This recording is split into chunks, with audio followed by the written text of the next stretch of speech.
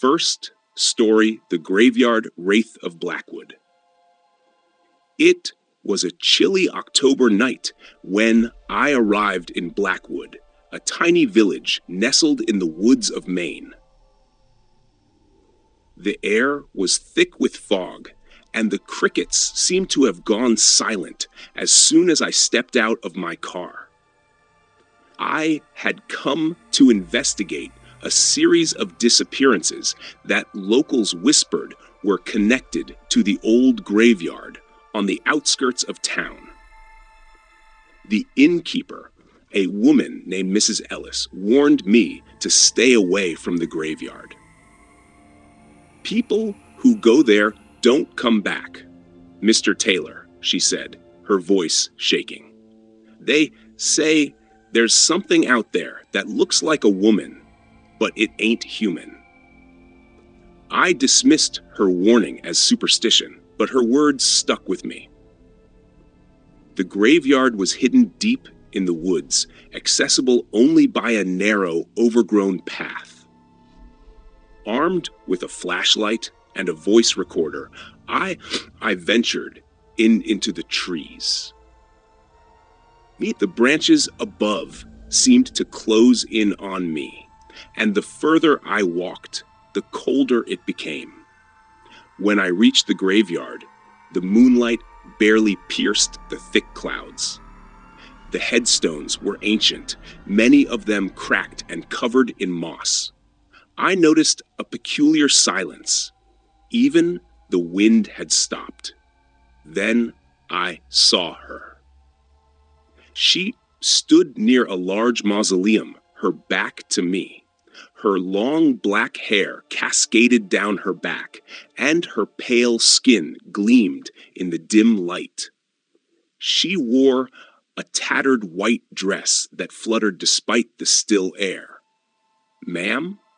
I called, my voice shaking slightly. She turned around slowly, and I felt my stomach drop. Her eyes were black pits that seemed to pull the light from the world. Her mouth twisted into an unnatural smile, revealing rows of sharp, jagged teeth. She took a step toward me, her movements jerky, like a puppet on strings.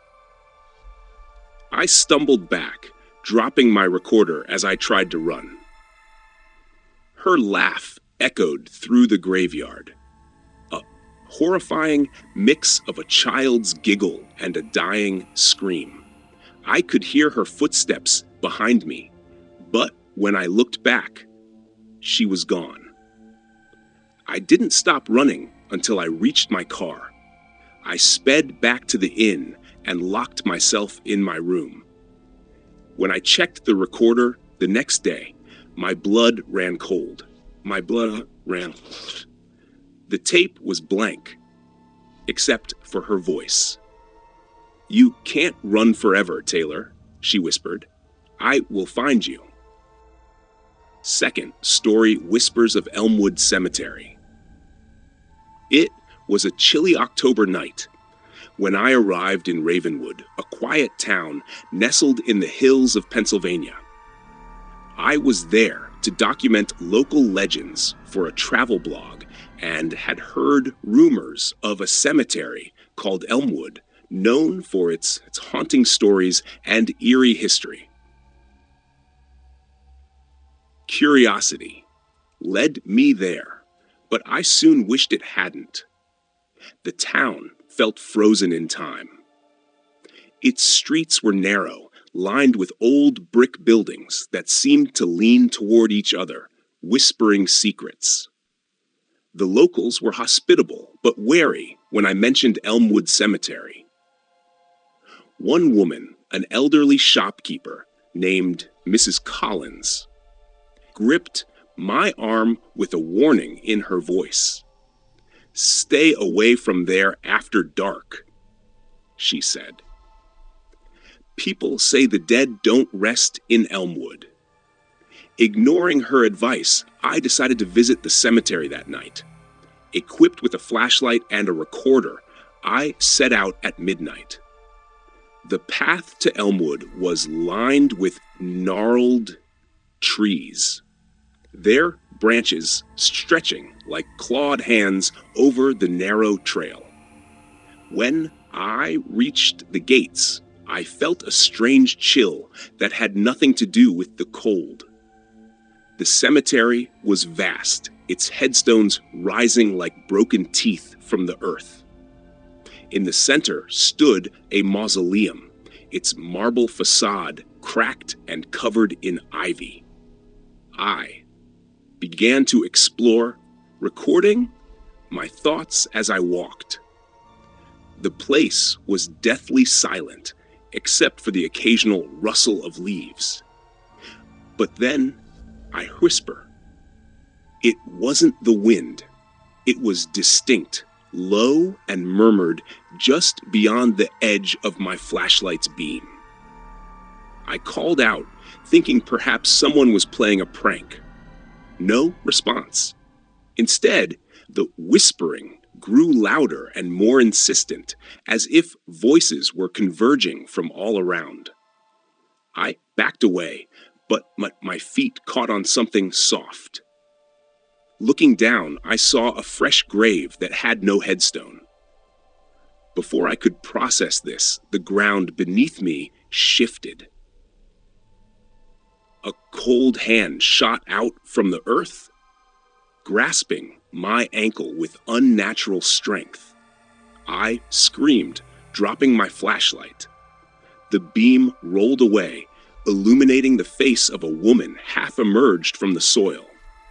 Her eyes were empty, sockets, but her mouth twisted into a horrific smile. "Stay with us," she whispered in a rasping voice that echoed in my head. Summoning every ounce of strength, I kicked free and ran. The whispering followed me all the way to the gates, growing louder with each step. When I finally burst into the safety of the town, the sounds stopped abruptly. The next morning, I returned to Elmwood with the police, but the grave was gone. The ground was undisturbed, and the mausoleum stood silent. To this day, I can't explain what happened that night. But I know one thing. The dead in Elmwood Cemetery do not rest, and they do not forgive those who disturb their peace. Third story, Shadows Whisper in Gravestone Hollow. It was a chilly October night when I found myself driving through the narrow roads of Gravestone Hollow, a small town in Maine that barely existed on any map. The place was quiet, too quiet, and the only sound was the low hum of my car engine. I was here to investigate a story for my podcast, a tale about a haunted cemetery on the edge of town. The locals called it Hollow End Cemetery. Legends said those who walked among the gravestones at midnight would hear whispers, not from the living, but from the long-forgotten dead. Curiosity had always been my weakness, and this story was too tempting to ignore. When I arrived at the cemetery, the iron gates stood open, creaking softly in the wind.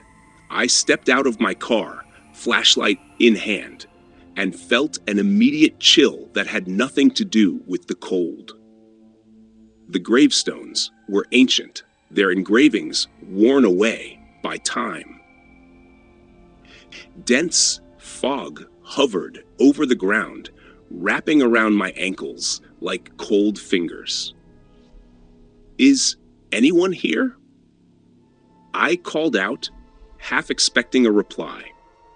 The only response was the whisper of leaves in the trees. I ventured deeper, my flashlight illuminating names and dates that felt eerily familiar, despite never having been here before.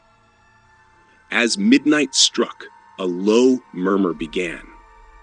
It wasn't the wind, nor was it animals. It was voices, soft and urgent, as if they were trying to warn me. I froze, heart hammering, and strained to listen. One gravestone caught my eye. It was larger than the others, its surface unusually clean. The name etched into it was my own. The date of death? Tonight. I stumbled back, dropping my flashlight. The light flickered out as the whisper grew louder, turning into a cacophony of voices that seemed to surround me. Suddenly, a hand clasped my shoulder. I spun around to see a shadowy figure, its face indistinguishable, but its presence overwhelming. "Leave," it hissed, its voice like gravel, grinding against metal. "This place isn't for the living."